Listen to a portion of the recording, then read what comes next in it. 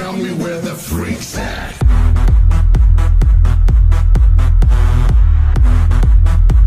And public safety are the preeminent functions of government. National security and public safety are not simply factors to be considered in the administration of some broader policy objective. National security and public safety are the ultimate policy objectives. The safety and security of our fellow citizens should be the driving force behind all decisions that we make as representatives. And as representatives, it would be incongruent for us to undertake any act or fail to undertake an act calculated to jeopardize the safety and security of those who sent us here in the first place.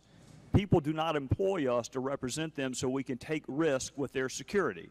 They send us here to put their security at the top of our constitutional to-do list. This country has a rich and long history of welcoming those fleeing persecution. We have a long and rich history of liberating those suffering under oppression. We are the most welcoming country in the world, and we are the most generous country in the world. And we help those in need both here and abroad, and we administer that aid in greater quantities than anyone else. Our country has welcomed over 3 million refugees since 1975.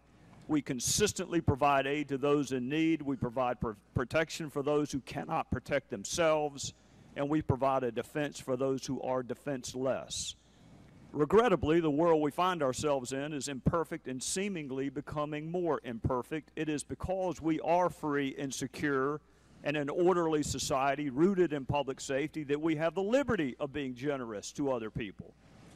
Rather than address the underlying pathology that results in displaced people, those in charge of our foreign policy seem more interested in treating the symptoms.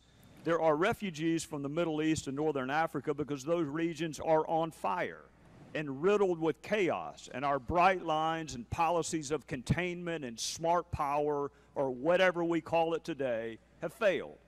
Terrorists took the lives of over 100 innocent people in France and injured many more for no other reason than the fact that they could.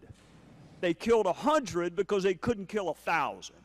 And their objective is evil for the sake of evil. It is murder for the sake of murder. It is wanton and willful violence, premeditated depravity, calculated to take as many innocent lives as possible. The acts of barbarism committed against the people of France are the latest in a long line of malevolent acts committed against innocents. And that line is not likely to be over.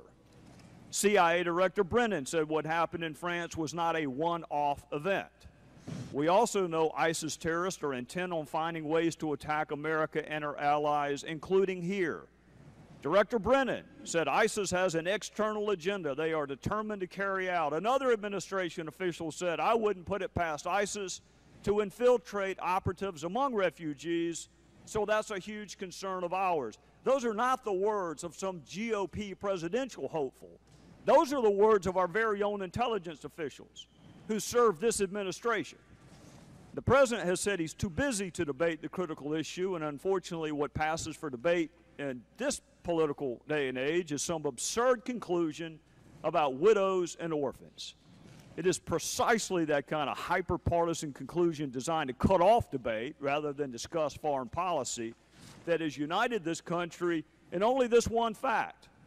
We have no idea what our foreign policy is in the Middle East. The people I represent are kind and generous, and they are asking this administration and this president one simple question. What assurance can you give us with respect to our public safety and national security? And so far, no one has been able to provide that assurance. On Monday, the president said the country would continue to accept Syrian refugees, but only after subjecting them to rigorous screening and security checks. Those are wonderful words. But at some point, you have to ask, what does that mean? And the head of our own FBI said the concern in Syria, the lack of our footprint on the ground in Syria, that the databases won't have the information we need. So it's not that we don't have a process, we don't have any information.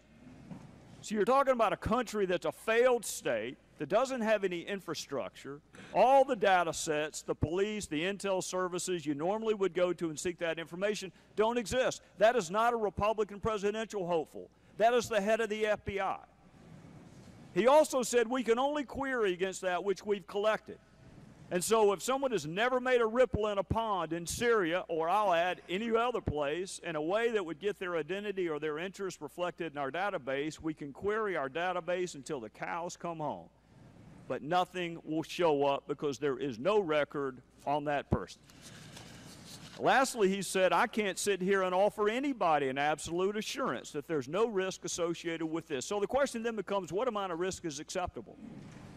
If our experts are telling us this is not a risk-free endeavor, and few things in life are, but someone's going to need to tell me and the people I work for what amount of risk is acceptable when you're talking about national security and public safety.